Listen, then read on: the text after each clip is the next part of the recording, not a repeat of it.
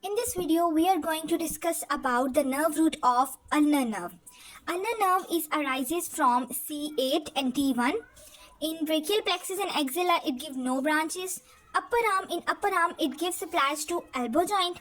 In forearm, it gives supplies to flexor carpi ulnaris, flexor digitorum profundus, ulnar artery, palmar cutaneous branch, and wrist joint.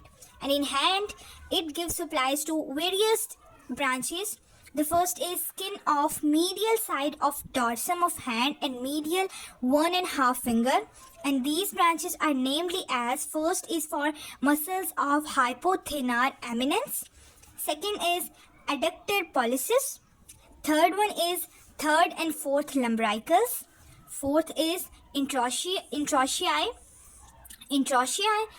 fifth is joints of hand, sixth is palmaris brevis. The seventh is for palmaris digital branch to medial 1.5 fingers.